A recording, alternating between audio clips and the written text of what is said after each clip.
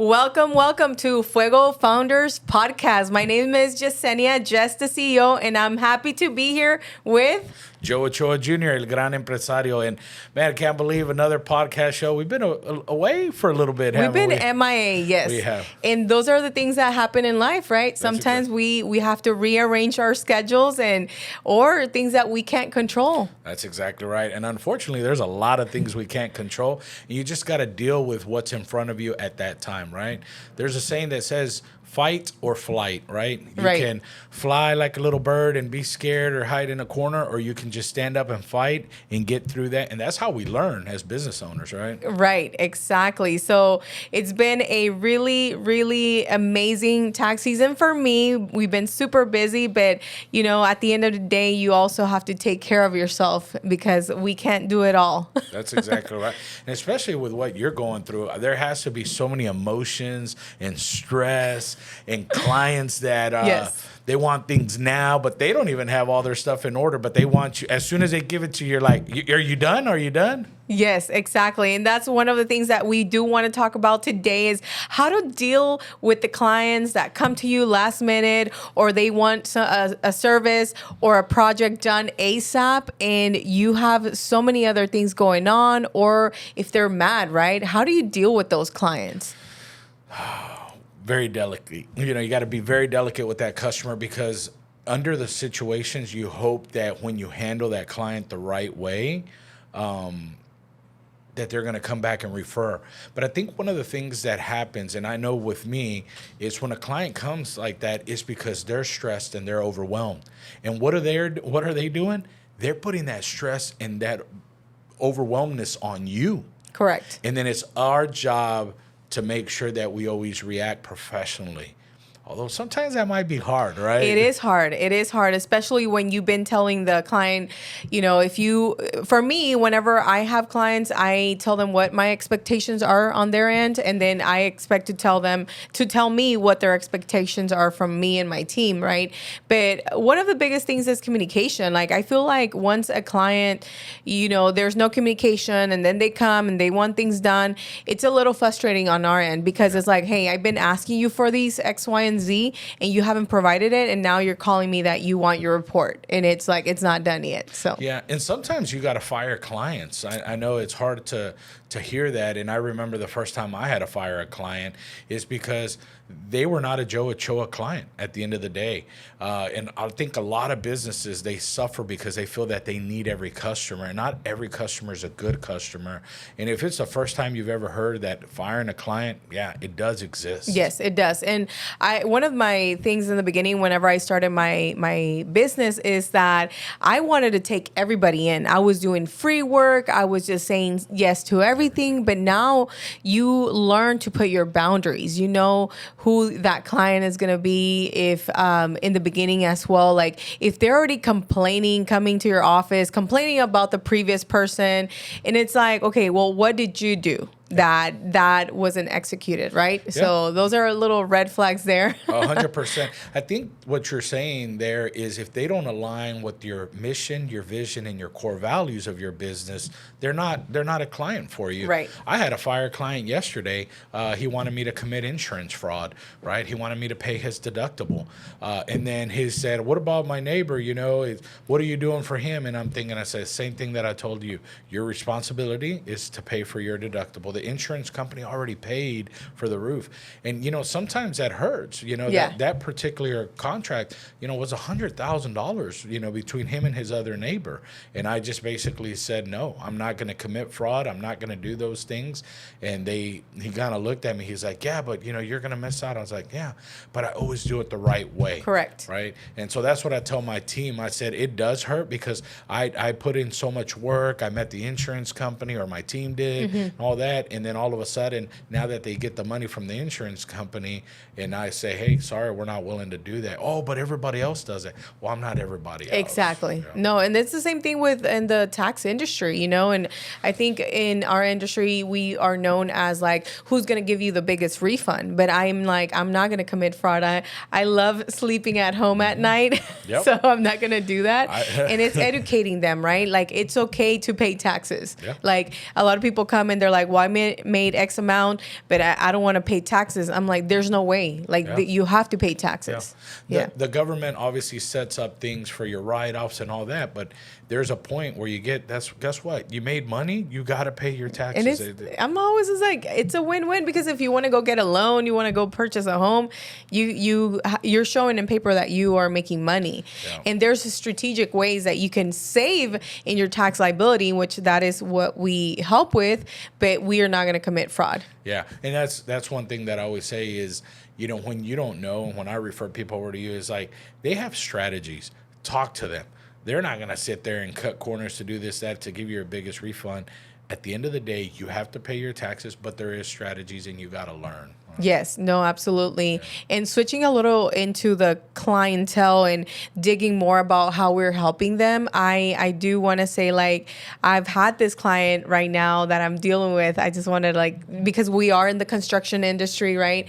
It's very important that you collect those W-9s from them, right? I'm helping this client right now that he did a job. The contractor paid him $6,000, but the contractor that hired him to do that reported a 1099 that he paid him $166,000. And now he's nowhere to be found. And my client's like, I don't know how to correct this. We have to get attorneys involved. We do also have IRS attorneys, but it's just crazy the fraud that also happens behind, right? Yeah. Like if you hire a subcontractor. So my client is technically the subcontractor, and the contractor reported more than what he actually paid him. So now he's in with a tax bill of $250,000. Wow. This happens to be the client that I referred over to you? I'm not going to say names. Okay. Yay or nay? No, we're not going to say nay. But no, it's interesting that that happens, and what people do out there, to save some money. But, like, how do you sleep at night? Exactly, like, that you are pretty much screwing somebody else. Yeah. Yeah, and that's why it's so important. I tell my subcontractors when they open businesses, LLC, that they always have to have everything in writing, contracts, and also filling out those W-9s, that you make sure that, okay, your name, your address, and your ITIN or social are there. But making sure that at the end of the year, that contractor gives you that appropriate 1099 with the amount that was actually paid to you. Yeah, and to check that, right? Because I think a lot of times what happens is they assume whatever they give to them that is accurate, right? Right. And you need to make sure you, as the subcontractor, you have your own books in line and make sure that pairs up. And the minute that you get that, is immediately say, hey, this doesn't line up. Yeah, and then that's another thing, because so what happens is that contractor got a bigger tax deduction on his books, like on his end, but now the client now it's screwed. Yeah, so it's unfortunate. Yeah, that is very unfortunate, but always do the right thing. If you're tuning in, we're Fuego founders. My name is Joe Ochoa Jr., El Gran Empresario, and Yesenia, just the CEO. Yep, and right now we're talking about tax and how to deal with clients and firing clients. I know you heard it correctly, firing clients. We do fire clients when they don't meet our mission, vision, and our core values, because at the end of the day, they're headaches. They're really headaches. So do you have a strategic way how to fire clients, or you just direct tell them? Yeah, it depends the situation scenario, right? I think the very first time that I had to fire a client, I was a lot younger. I was about 23 years old, and not that I learned that from somebody, because kind of like you, I wanted to serve everybody, I wanted to help everybody, and but then there were certain things that were happening, and it was an engineer. It was an engineer, and he was I couldn't sleep at night. He had given me a book about how to do his roof and how to do his siding and all this stuff, and he's like, I want to make sure that you're following all that. Well, we have our own natural guidelines that that we find that we follow through the manufacturer. And a gentleman that used to work for my dad, he's like, hey, that's not a Joe Ochoa client. And I was like, what do you mean that's not a Joe? Yeah, he's like, if he's causing this many problems up front, he's gonna eventually be a bigger headache. And so I went to him, and Mr. Johnson, he lived up on the north side. I said, Mr. Johnson, I said, hey, I truly appreciate the opportunity to be able to serve you, but based on some of our communications that we've had back and forth, I just don't think that our company is going to be a good fit for you. Notice I didn't say that he wasn't going to be a good fit for us. I said our company is not going to be a good fit for you. And he kind of looked at it for a while. I said, what do you mean? I said, you give me all these books and you give me all this stuff that you want me to do. I said, we have our own ways that we perform through the manufacturer's specs. And he goes, man, I'm sorry, I'm an engineer, and that's how I am. And he actually called me later on because he couldn't get anybody else to do it, right? And he called me, and then I had just already parted ways. I don't know whatever happened after that, but it was such a long time. That was over 25 years ago. No, but definitely. It was and there are some times that you just say, hey, you know what? That's all right. We don't need your business. So it depends. How about you? When you fired a client? So we always start with an engagement letter when we start with a client. And then at the end, if something, we had a situation that a client wanted us to do fraud and state that they obtained less cash than what they did. And then we definitely told them, like, we wrote them an engagement letter that we weren't able to commit fraud and that we weren't able to work with them. That's one way. The second way is that I raised the prices. So if you come and you're not my client, I'm just kidding. No. And it's very expensive. That means you want me to go away. But it's funny because my team is like, well, what about if they do pay that money, right? It's like, if my service is $500 and I'm like, oh, $1,500, and they do. But no, usually we raise the price and they're like, no, it's too expensive. And I'm like, it's been working so far. You know what that's called in the industry, right? It's called bid it, not to get it. Oh. We have something similar in our industry. That's funny. Yeah, it's like, it's going to be a big headache, or and so you just bid it so high that you don't want it, because it's so hard to maybe say no. Yes. So you just bid it. But I remember one time that somebody had told me that. It's like, oh man, just bid it, not to get it. It's like, what do you mean? He's like, man, if you don't want to tell them no, this and that, just bid it so high. And then the customer goes, yeah, I want to go ahead and use Yes, that's funny though, because and he ended up being one of the greatest customers. Yes. And then at the end, I couldn't sleep at night, so I told him, I said, hey, just this is gonna be your real price. He's like, what do you mean? I was like, man, you did so many things up front, and what you were doing, and I thought you were just gonna be the biggest pain in the butt customer. And so I bid this high. He goes, really? He goes, man, and he saw the value, and I discounted it. I think it was like $2,500 or something at the time. And then he goes, no. He goes, like, I love what you did. I'll pay the 20. That's what I negotiated. Exactly. I was like, no. And those are the things, like I was telling my brother yesterday, because sometimes clients come in and you just think like they're just there to test you, and then once you tell them the real price, or you bid it, and they're like, yeah, sure, like, and you're like, oh, okay, then and they do turn out to be the greatest clients. Yeah, and they do. And they see the value that you bring to them. And that's the biggest thing. You bring something that just happened recently. Is one of my guys, he was like, oh, something about a customer. And I said, let's walk through the steps. What value, did you bring to that customer? Did you do this? Oh, no, he couldn't do this. And a lot of times what happens is we skip steps in our process. The minute that you skip a step, then what ends up happening is that your process is not fulfilled. Yes. And you're cheating the customer. And Right. a lot of times what happens when we're busy, right, and we're on the go, it happens. You're trying to serve everybody. You miss those steps, and then they don't get the full value. So then when you present an estimate, they're like, oh, that's too expensive. And it's only too expensive because what was absent? Value. They didn't see the value in Correct. what you do. Exactly. Or you didn't sell the problem. Yeah. Well, I mean, I'll take this for example, right? Like this bottled water, right? If you were to buy it in a case, this bottled water could be, let's say, 75 cents, right? Right. But if you go to a ballpark, this same bottled water would be what? Like $3, $5. Yeah. Right. But let's say, for instance, if you went to a secluded, resort in Hawaii, what do you think that bottle's going to be? Ooh, like $10. $10, right? What changed? Where we purchased the bottle Right, where of we water purchased, from. right? Mhm. The environment, Yeah. right? So what type of environment are you creating in order to create more value for that customer? If you do white glove service, if you get there, like in my case, right, my guys are taught to park in a very specific spot. If there's a newspaper, to bring the newspaper. If there's any toys, from the kids out there, maybe bringing them up, communicating, like all these steps. Those are the little things, Those for are sure. the little things that make big difference.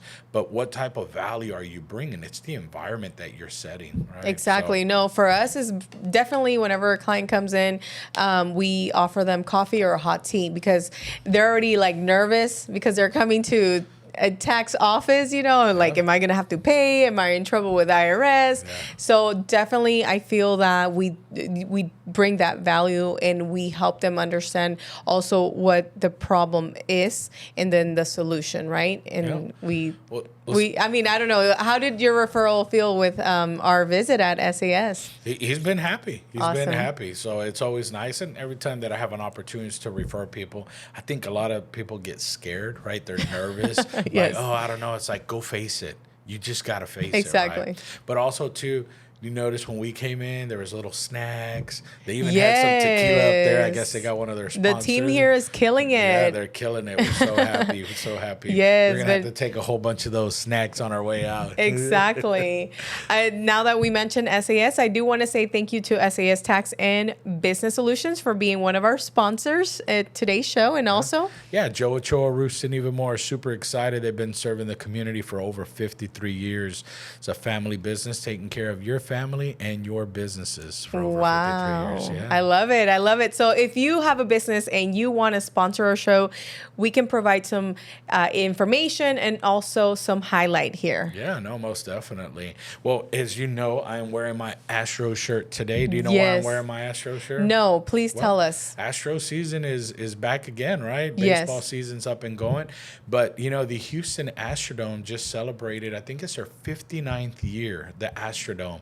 And I don't know if you ever went to the Astrodome when you were a kid, but I went to the Astrodome. Did you ever go to the Astrodome? I don't think I ever went to the Astrodome. I'm sorry. That's crazy. That's crazy. Well, I did. I have a lot of great memories from football games to baseball games. Some of the greatest years when I went to school, I actually went to school with some of the kids that their dad played, their parents played, for the Astros. So that was really neat to see. We had some clients that were the Oilers, so we could see them. But I remember closing the Astrodome. And when I say that is George Strait closed the Astrodome in his last concert with the Houston Livestock Show and Rodeo. Wow. And so as we're celebrating, we just celebrated the 59th year of the Astrodome. If you look at that, right, they call it the eighth wonder of the world. Yes. And if you look at pictures from back in the day, it just looks like this monstrosity in the middle of nowhere. Right. And then now you look at it and it just looks so little. Who knows what they're going to do with this place, but it's such an icon here in Houston. I love the original colors. Yes. That's why I'm wearing the shirt today, but also to celebrate. And then obviously, we got the We Astros. represent. Yeah, that's exactly Also. right. So way to go, Astros. Bring us another championship this year. Exactly. So did you get to watch the eclipse this Monday? Yeah, so I'll tell you something interesting about that is I've had a client that's been trying to take me out to eat for such a long time. And finally, on Monday, we went. There's a place here in the Galleria. Her friend owns a sushi place. Amazing, amazing place called 400 Sage. So a shout out to them. Place was truly amazing. And the server and one of the managers said, hey, are y'all going to watch the eclipse? And then I'm like, well, I guess. I mean, everybody's walking outside. There was so much cloud coverage, Yes, right? unfortunately. So I go outside. I don't have any glasses or anything like that, but I saw one of the guys kind of recording, and then all of a sudden he was looking through his phone. He goes, oh, there it is. So literally for a split second, I got to see a partial eclipse, through the clouds. Once Without they kind of glasses? separated. I did it on my phone. Oh, okay. I did it on my phone. But then when she came out, she goes, oh, I have glasses. So she let me borrow them, but all I saw was clouds. Yes, And then, so I no. actually got to capture it. But my son actually went over to Austin with some friends. Yes. And they got to see what's called totality, right? I think that's the word. In Dallas too, right? In Dallas too, Yeah. where it completely goes dark. Right. There are so many people talking about the end of the world and apocalyptic stuff. I mean, and we all did that. have like a storm last night. Yeah. But it's good for you. Yeah, it's great for me, but now you got me kind of thinking. I think one of the doors was wide open because of the storm. It blew one of my fence doors, and I was chasing a dog this You morning. just at never know 5:30. with Houston, though. What was it in 2017? No, when was it the freeze? 2018? No, 2020. Was it The 2020? Texas Yeah, freeze the and then freeze. COVID and all that. It was a crazy year, but There's just so much stuff going on, right? yes, no, I didn't watch the clips because I was with clients, but then I come out and my whole team is outside. I'm like over here looking for them. And I'm like, where are everybody's You're outside? walking out like, hey, we need these the whole papers. all the offices were empty. So yeah, but no, honestly, I do want to give a big shout out to the SAS team as well, because they've been killing it this tax season. We've been having early mornings and late nights, and that's when you realize, that the hardest part, who's there and having your back as everything. So when is that day? Is it the 16th where you kind of finally say, I know there's extensions and all Yes. that stuff, but is it the 16th where you just say, okay, it's over? It is the 16th, but then you start having that moment of, okay, like, did everybody was submitted? But usually we block the whole 15 to just go over all the files. And wow. yeah, so we have late nights. Like, so whenever it's the deadline, we are at the office till like 2 a.m. Yeah, because we want to make sure that everything's So submitted. stressful, huh? I know it is stressful. So when but is the 15th? On Monday, right? it's on Monday, yeah. Isn't it interesting how sometimes people wait till the last minute? It is. And What- unfortunately, like it's hard. And that's where I had to learn to say no, because before I would take everybody in.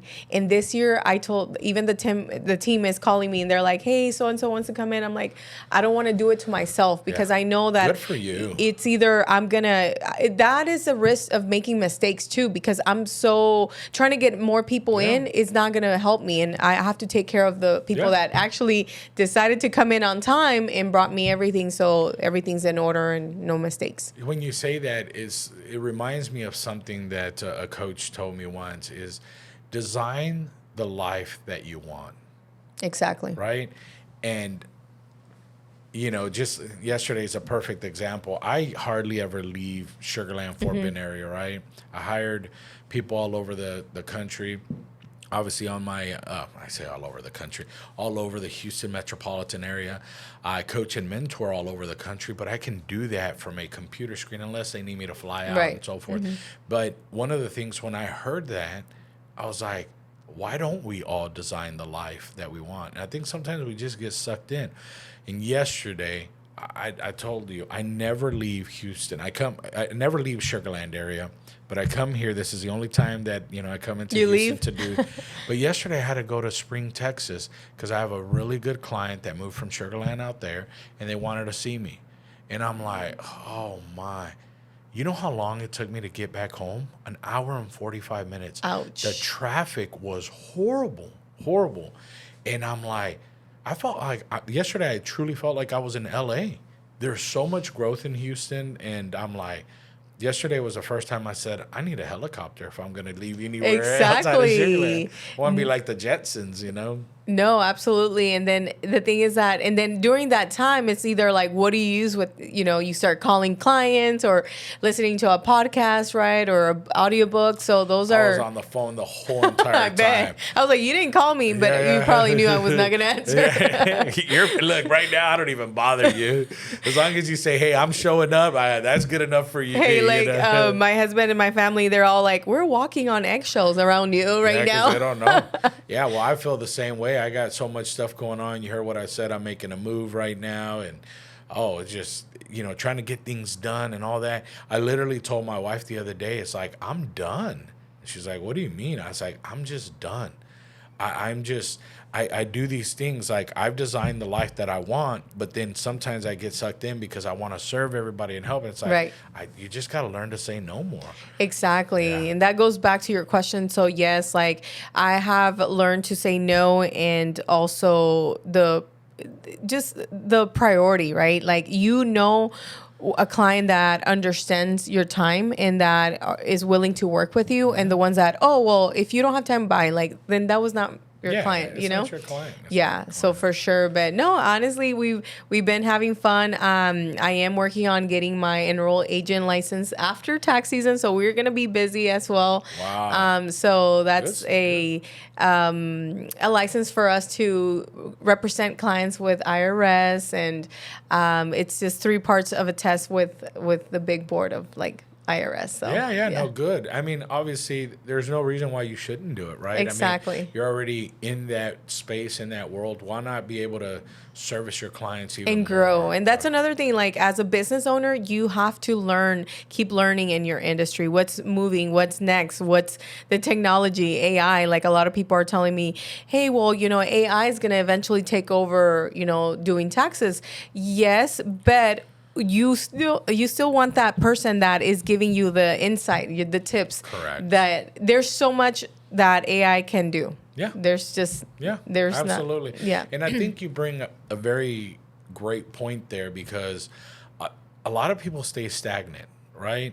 And then one of the things that I love about you is always kind of reinventing yourself and continue to unpeel that onion of like the greatness that you have within you, right? And Right. So, and also not only you, but the team around you and the people, right? I always see your social media stuff and you're connecting in all these different women's groups and this, and you speak here and you speak there. And that really inspires a lot of people that are thinking about starting a business, but they're just scared. And I always say, they start with Yesenia, right? They start Yes, with the Yesenia. They foundation. start with you. You are the foundation to every business to get started. And it's never too late to start. I think one of the biggest things that people say, I'm too old to start a business. And I actually found a statistic that I'm going to share with you today that you're never too old. You're never too young to start a business.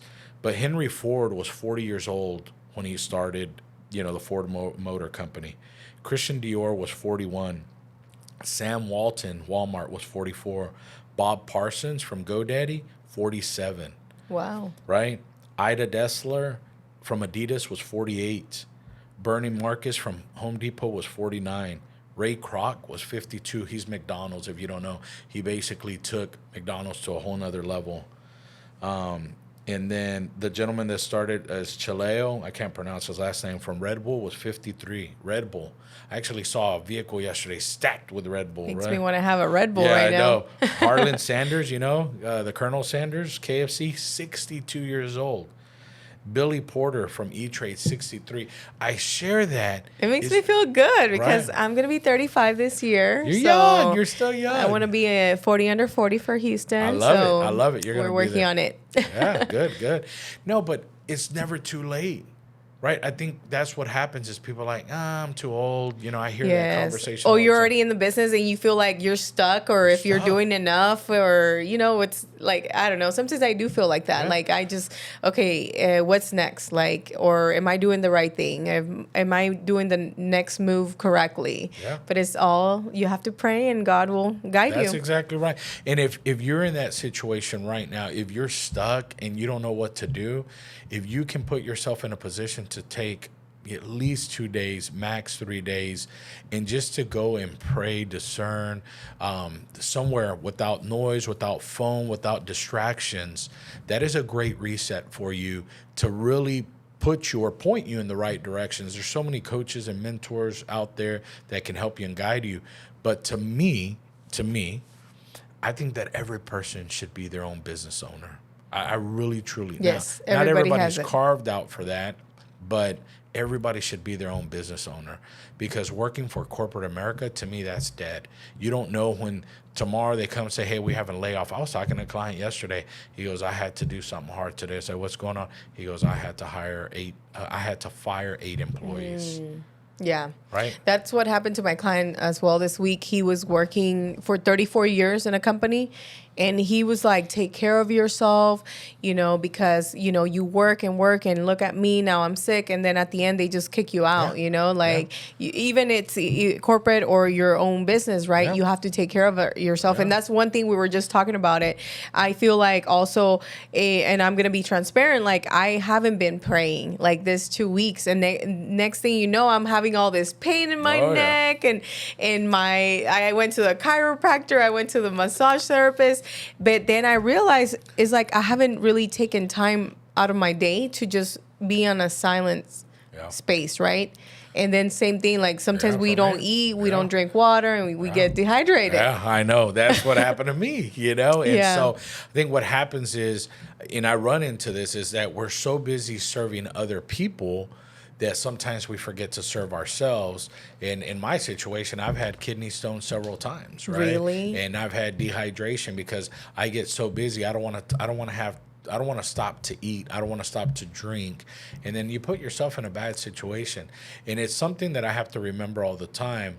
Somebody said it best. They said, when you're on a plane, they always tell you when the mask, God forbid, I hope I'm never on a plane that the mask come down, but if the mask come down, you put one on yourself first, and then you put it on whoever is there next to you, whether it's your son, daughter, et cetera, and so forth.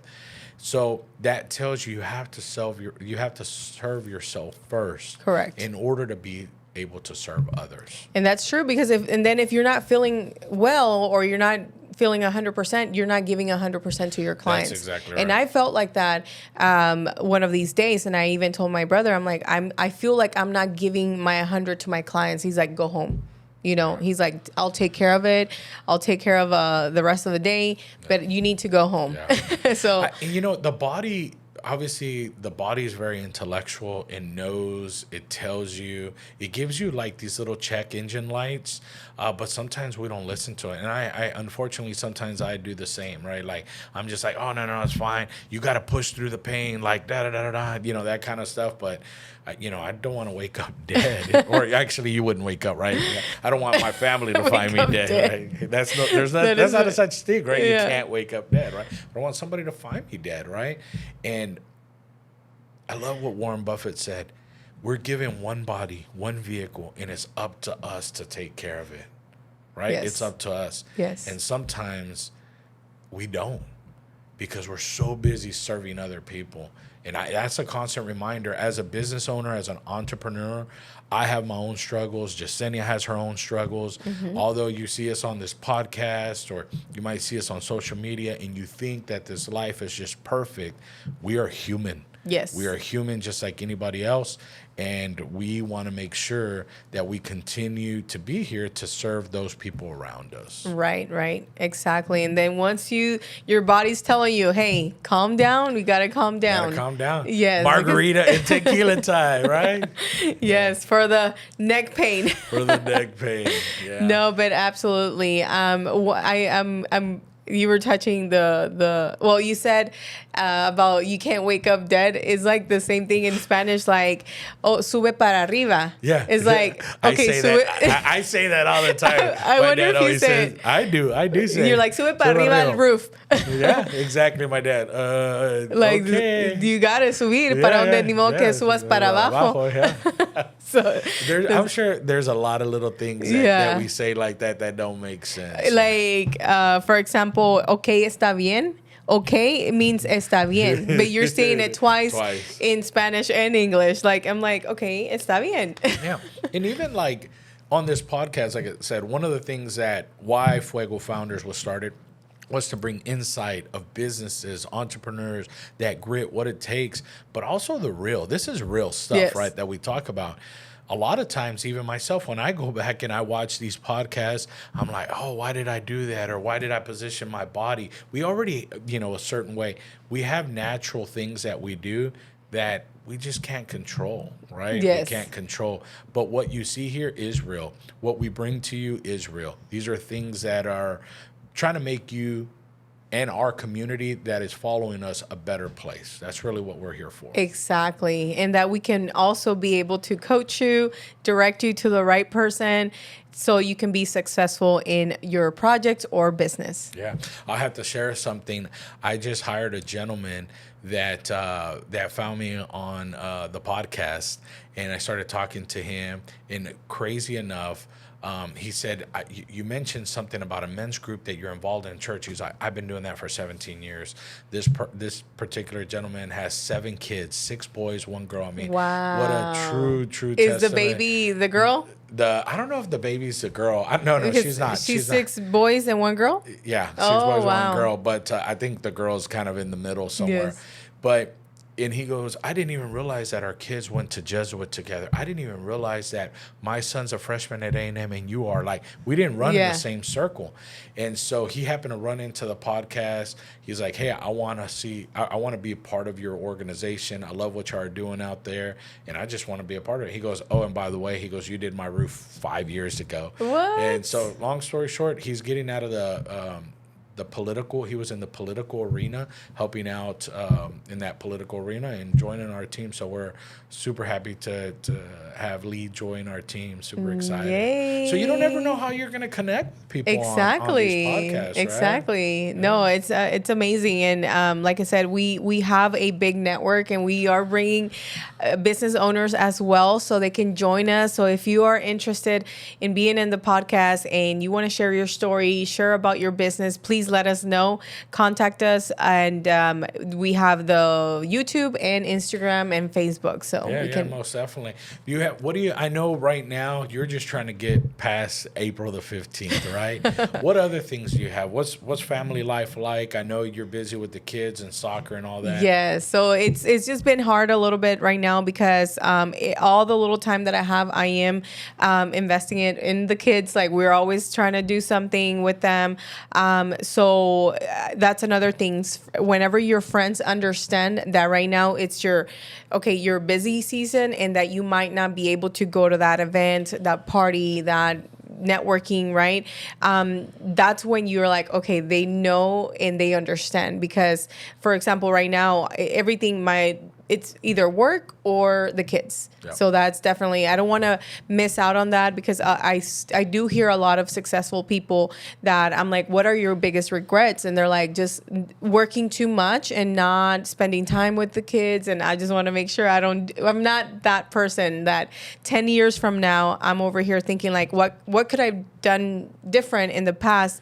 And it's not, I don't want to say like I didn't spend enough time with my kids. Yeah, that is a big struggle I think every entrepreneur goes through. I was watching a podcast. Actually, it wasn't a podcast. It was an interview with a doctor, and he was talking about how his whole entire life, he just wanted to be the best doctor. He wanted to be the most recognized doctor, and he had gone back to the story of Winnie the Pooh, right? And he was talking about there was something that just hit him there, right? About just the connection, right? And that he didn't have that connection with his kids, because all he was worried about was, being that person, right? He was feeding his ego, right? That he was the most recognized person, but then buying the house, the cars, the traveling.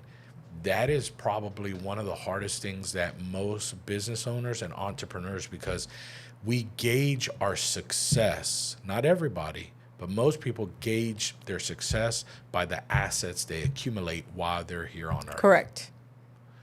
But our true richness and our true wealth is the legacy that we leave behind, and that's within our kids and our children. Correct. Right? And so that is a constant struggle, because we all like nice things, right? But I'm about to get real here. Is when we purchase these things, why do we purchase them? Right? Exactly. Whether it's a handbag, whether it's a car, whether it's a house, do we buy those truly because, hey, I want to buy that handbag because I know it's great quality, this is something I can pass on, that type of thing? Or am I buying it because I'm trying to impress somebody else? Right? Am I buying that car because I want to look a certain way? Those are the things that a lot of people struggle with, because when we if I open up my Instagram right now, what do you think we see?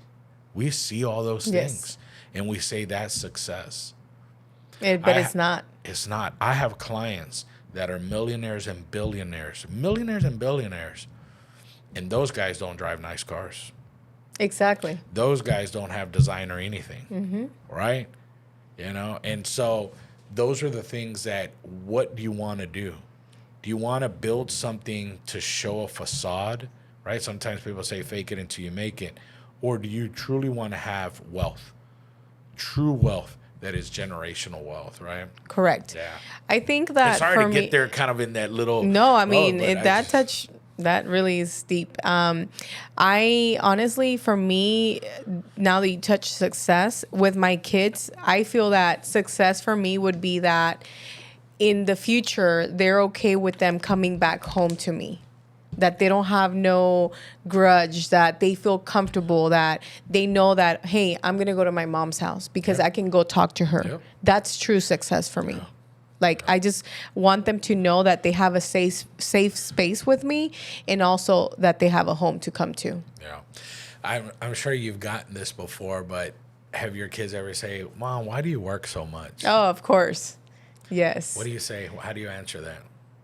First, I do tell them, I'm just like, hey, I'm building a company.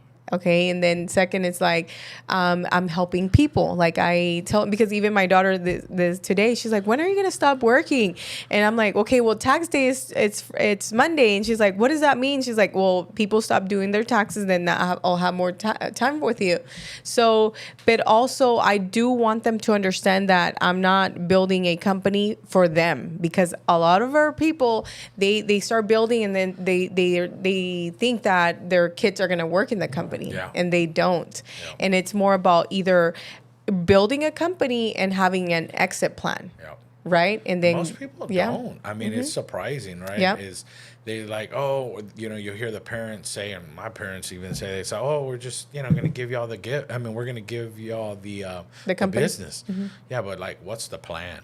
Right.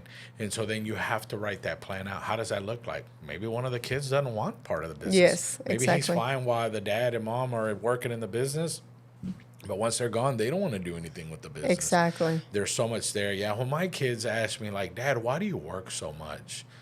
And how I answer them is, at one time, the reality is like, because I got to pay my bills, Exactly. right? We Like, gotta that pay is bills. a true reality, right? You like where you go to school, you like where you live, those type of things. But really for us, or for myself, is, serving our community, Yes. right? That is one of our core values. But have those little teachable moments. For myself, always working in the family business. Some years back, about 8 years ago, I started my own business and then started the coaching business and so forth. I was able to show my oldest son, I told you, look, we live in a great country. You can start your own business and you can do. And so I was sharing with him. He was going to be going to a private Catholic college, high school. And so that high school is pay as much as college, but it was X amount of money. So I told him, I'm going to show you how this brand new business is going to pay for that. And he got to see me form the company, put $100 in that bank account, and then build it. And just literally the other day, we were talking about it and said, look what this business has done. Yeah. Right? Look at what this coaching business has done. And I have 3 businesses, right? I have 3 businesses. And that's probably why I always look like I've never slept. I'm walking around like a zombie. But I share that not to impress, but to impress upon you that we all have greatness within us. And sometimes we don't think that we can do these things. But when you hook up and connect with people, they're going to help you. They're going to nurture you. Are there some people that are going to steer you the wrong way, pull you down? Yes. But you Drain have a that natural energy. intuition. Yeah, drain your energy. So, Yes. yeah. What do you think about today's show? It's a pretty good little show. It was huh? pretty good. I honestly, there's a lot of things that I feel much better. Like I was like, You're a little tense when we yes, walked I in was here, like, right? I'm ready. I'm ready to take a tequila shot. There you go. There you go. Well, yeah, I don't think you'll be taking tequila shots because you have to go serve your clients. Exactly, no. But it's one of those things, we do this, right? We could be anywhere else right now. But the reason we're here and why we put Fuego Founders together is because we wish we would have had a podcast show like this. And so when Jasenia and I got together, it says, look, we got to do something to give our knowledge, and not only our knowledge, but the team and the network we have around us, to share that with you, to give you insights, to give you motivation and inspiration to go do great things. That's how it is. And don't forget to do some networking, because your network is your net worth. That's exactly right. Well, that's all for today's show of Fuego Founders. I'm Joe Ochoa Jr., El Gran Empresario, and Jasenia, just the CEO. And we hope to see you next time.